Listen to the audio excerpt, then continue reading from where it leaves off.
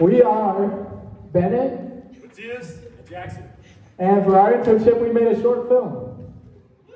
The film contains no graphic material, but viewer discretion is advised.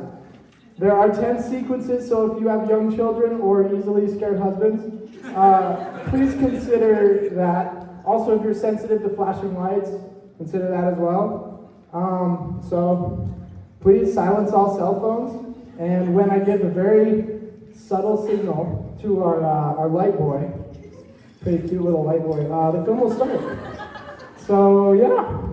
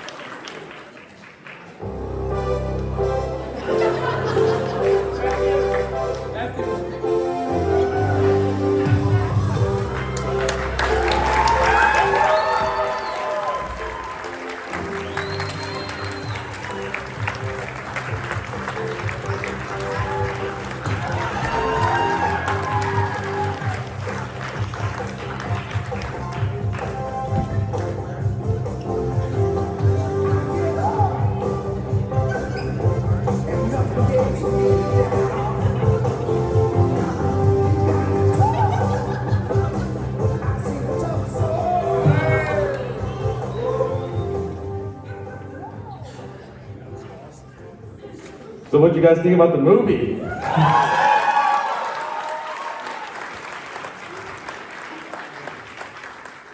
So believe it or not, making a movie is very hard. It's even harder with no money, barely any gear, and only 3 weeks. As you might guess, we are not exactly known for being able to stay focused. And with the time frames that we had to work under, that could have been a death sentence for our film, and we knew that. So from day one, we understood that planning would either make or break this film. So while Benett hacked away at our script and our storyboard, I took the role of planning. And let me tell you, there's a lot that goes into a film. Even our rough around the edges student short film needed an unexpected amount of forethought, and we knew that, and we knew that we would need help. So while Benett and I would go back and forth, endlessly debating the right gear to bring, angles, the mood, and how to compose a perfect shot, we would need an expert. And so I called up my Uncle Iggy, who has worked in the entertainment industry for longer than we've been alive. The man's a genius when it comes to editing and lighting. And even under his guidance, it was not easy. But thanks to Iggy, we avoided a ton of rookie mistakes, like dropping hundreds of dollars on renting high-end cameras and battery-powered lights.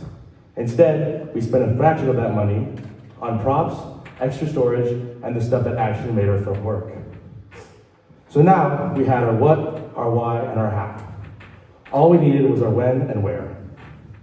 So in jeans and way overdressed for a hike, Benett and I went to go scout Bear Peak in Boulder, Colorado. And instantly, we knew it was the right spot. So after hours of climbing and imaging and planning, we decided to sit down for a lunch break. And we went to a sandwich shop, and there, while we were tired and quiet and just chewing on our sandwiches, staring at the mountains, it hit me. We had been given an absolutely incredible opportunity. The three of us had 3 weeks to go up with the camera and script our own movie and create something that was genuinely meaningful to us. And no, we didn't make the Mona Lisa or the next Titanic, but what we did make was real, and it's ours, and we're allowed to share it with you. So thank you very much for watching. I'd like to introduce Jackson Quimby, main actor, and local Quimby head.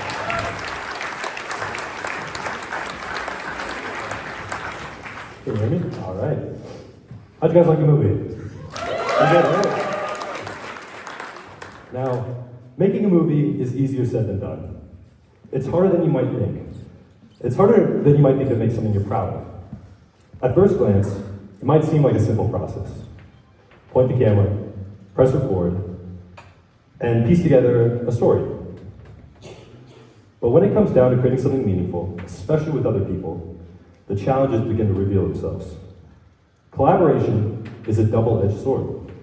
It's the heart of filmmaking, but it's also where a lot of conflict lies. When we started our short film, I was the only actor. Our original process was pretty straightforward. Wake up early, drive straight to Boulder, film a few scenes of me doing specific actions meant to advance our story, and call it a day. It was simple. It was too simple. As we reviewed our footage, we realized something important. What we were making didn't feel like a story, it felt like a checklist. It lacked depth, emotion, and human connection. We wouldn't be proud of it, and that mattered. So we went back to the drawing board. Together, we reimagined the narrative. We asked ourselves the tough questions. What are we trying to say? What are our emotions? What emotions are we trying to evoke? And most importantly, how can we make the audience care? For those questions, new branches grew. New characters were introduced, and new ideas started to take shape. Not every idea made the cut. Some weren't practical, and others didn't quite fit. But each one brought us closer to what the film was meant to be. The process wasn't easy. We spent 6 to 7 hours outdoors, braving the blinding sun and the bitter wind. Sometimes we would have to reshoot at night. After a 6-hour day, our longest day was 9 hours in total. We tried scene after scene, angle after angle, chasing the perfect shot that could bring our story to life. Naturally, exhaustion kicked in. We were hungry, cold, tired, and sometimes frustrated. Tensions rose, energy fell, but somehow we kept on going. Because beneath it all, we all shared a common goal, to make something real. And in the end, I believe we did. What Created is far more than a student film. It's a reflection of perseverance, compromise, and creative evolution. We captured not just a story, but a process, a journey. And despite the setbacks and growing pains, I think we managed to turn a collection of ideas into something we all can be proud of. Thank you.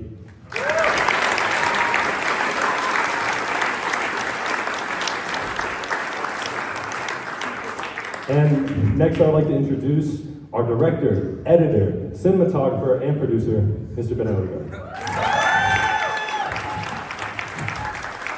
Thanks for the third time. How did you guys like the movie? After filming wrapped, after we were done, getting all the shots, I was left with an SD card, computer, and a dream. And that dream sometimes seemed unattainable. When I would be sifting through hundreds of sound effects, or when I would be trying to navigate my timeline, it was difficult. Editing is a lot more of an involved process than some people might think if they've never done it. And even though I did write and direct the film, my greatest point of influence was still the edit. So,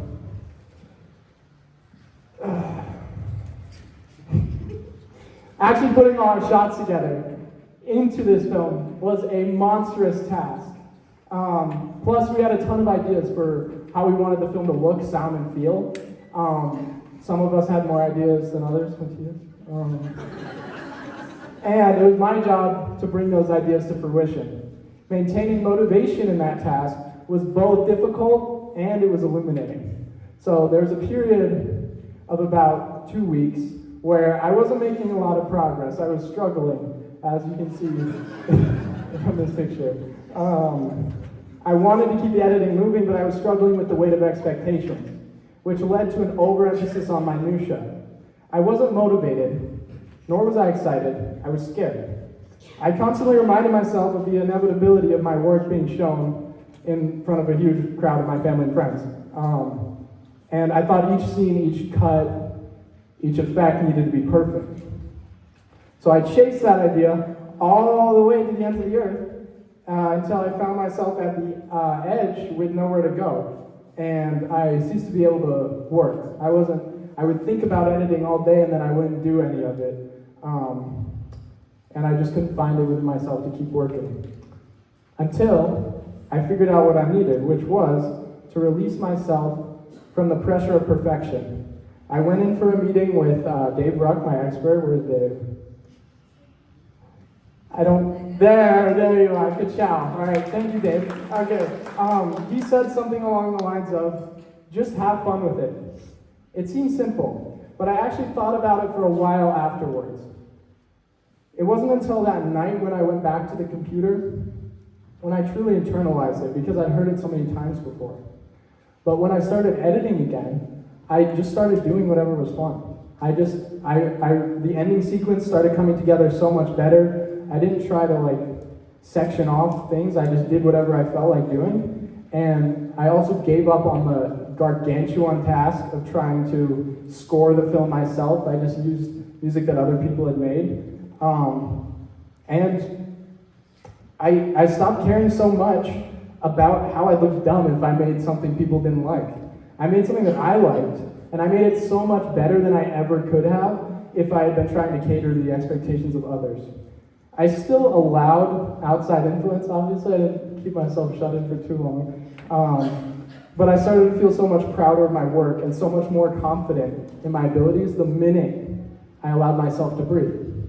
So, in all of your future endeavors, please remember this. Give yourself room to breathe.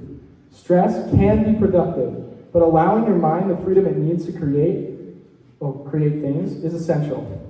Dedication is possible, but perfection is not. So stop chasing an ideal that isn't fair or realistic. Stop chasing others' approval, and when life throws an excess of pressure at you, try to have a little fun with it. Thank you.